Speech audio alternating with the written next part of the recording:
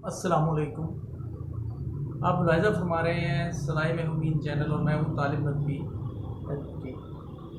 नाज़रीन, आज फिर हमारे पास जनाब ज़फ़र सादिक साहब मौजूद हैं, जो all Pakistan pensioners action committee के सेक्रेटरी जनरल। वो आपको अपने लाहे अमल के बारे में बताएंगे। तो अस्सलाम वालेकुम। वालेकुम सलाम। जी, क्या हाल है? खैरियत? आप सुनिए तारिक भाई, खैरियत से हैं? ठीक ठाक है? आपकी मेहरबानी है आपके कि करते हैं।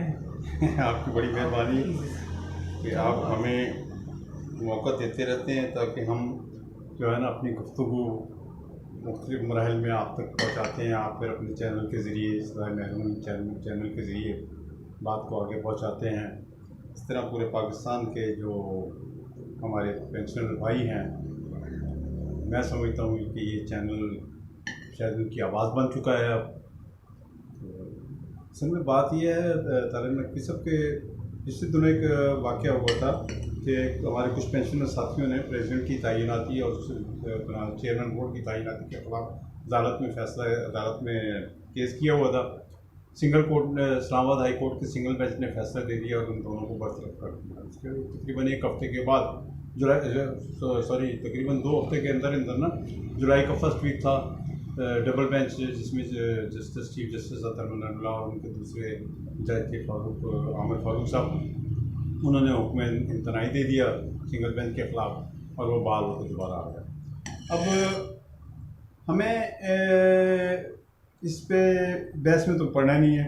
हम तो समझ रहे थे कि शायद ये इसके बाद सदर साहब और जो ज़ुबैर सोमर साहब उनमें कुछ नरमी आ जाएगी, उनका दिल नरम हो जाएगा और वो पेंशनर्स, बूढ़े पेंशनर्स और बेवाओं के बारे में कुछ सोचेंगे और कोई इंसानी हमदर्दी उनमें आ जाएगी।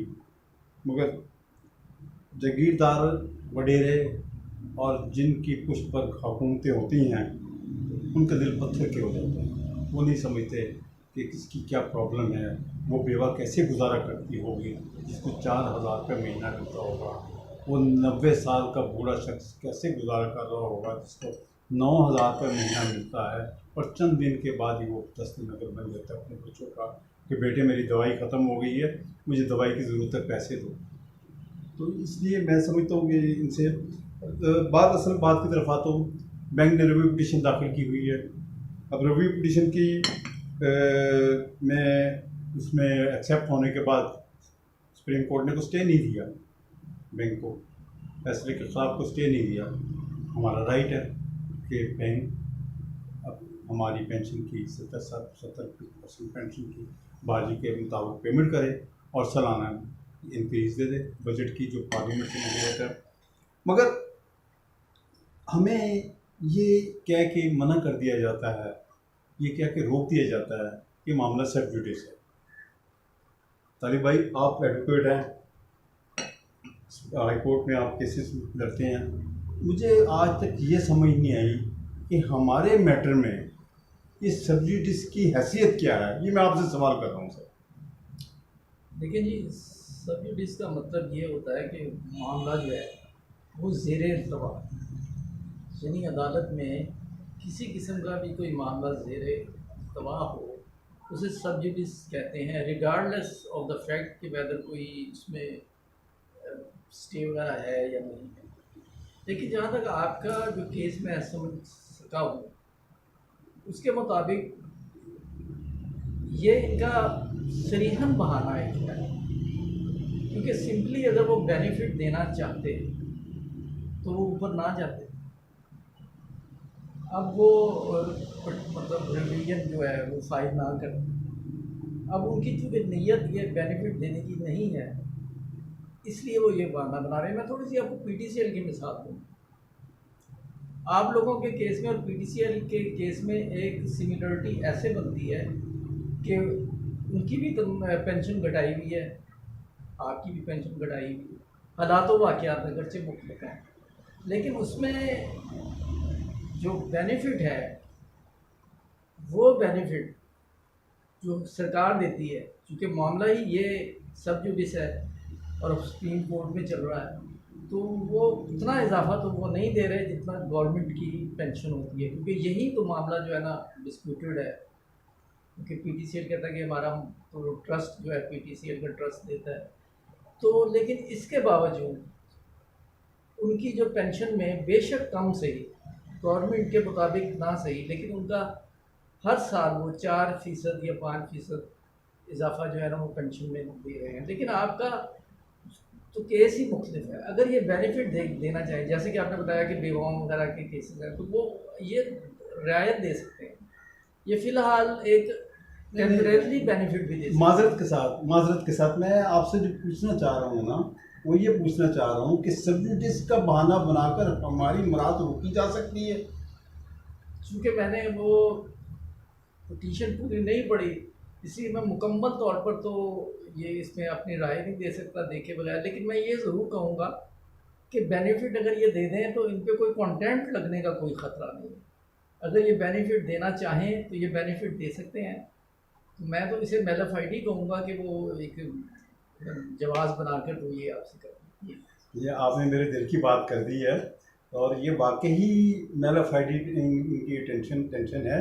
ये जानबूझकर, मैं समझ रहा हूँ कि जानबूझकर इनकी, मैंने पहले इंसानी हमदर्दी की बात की है, वो इस बुनियाद पर की है कि रिव्यू पिटीशन को दाखिल हुए 46 माह हो गए हैं, केस का फैसला नहीं हो पा रहा, मुख्तलिफ हीले बहानों से केस को लटकाया जा रहा है। इस दौरान 460 से ज़्यादा पेंशनर हमारे फौत हो चुके हैं। अगर मैनेजमेंट नरम दिल हो, सब्सिडीज़ का बहाना ना बनाए, तो पेमेंट हो सकती है, पेमेंट का तरीक़ाकार पे बात हो सकती है बैठ के।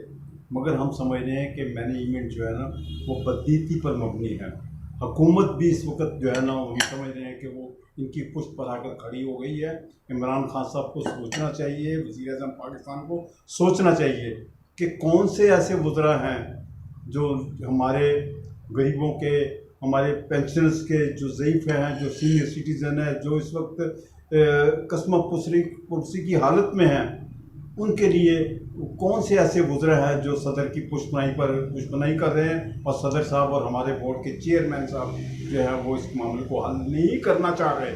मैं बड़े ज़ोर दे के ये बात कर रही हूँ, हल नहीं करना चाह रहे। हम इस बात से आगे बढ़ते हुए मैं अपने प्रोग्राम का बताने लगा हूँ कि हमने इस मौके पर यही फैसला किया है हमारी सेंट्रल एग्जीक्यूटिव बॉडी ने कि हम पेंशनर्स के पूरे पाकिस्तान में कन्वेंशन मुनक्कद करेंगे। सबसे पहला कन्वेंशन लाहौर में होगा, पूरे पंजाब के पेंशनर उसमें आएंगे।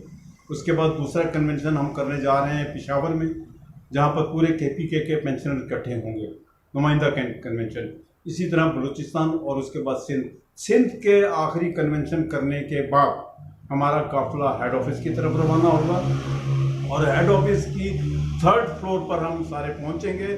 सदर साहब सुन लीजिए, आपकी तमाम तर सिक्योरिटी को तोड़ेंगे। आप चाहे उस दिन रेंजर बुला लें, पुलिस बुला लें, अपनी सिक्योरिटी को पूरे लेस कर दीजिएगा असले से। हम गोलियां खाने के लिए तैयार हैं, मगर अपने मौक़िफ़ से अब 1 इंच भी नहीं पीछे हटेंगे। सदर साहब ये नोट कर लीजिए, अपने ज़ुबैर सोमरो साहब जो चेयरमैन बोर्ड है उनको भी बता दीजिए, अब हम मरने पर आ गए हैं, हम अब आपके गले लग के मरने के लिए तैयार हैं। कोई इंतहा होती है, आपने तो इंतहा कर दी है लटकाने के लिए केस को। अल्लाह हाफिज़। बहुत बहुत शुक्रिया जी। ज़ाहिर है कि आपकी जो स्पिरिटी की जो लेवल है वो भी मैं समझता हूँ, लेकिन मैं हस्बी आदत ये कहूँगा कि कोशिश करेंगे कानून को हाथ में लाने। और मैं ये नेशनल बैंक की इंतज़ामिया से भी कहूँगा कि खुदारा आप गरीब लोगों की, मज़लूम लोगों की, सीनियर सिटीज़न की, बेवाओं की आहें ना लो। नाज़रीन, अगर आपने सब्सक्राइब नहीं किया तो सब्सक्राइब कर दें, बेल आइकन क्लिक कर दें और देखते रहें सदाए।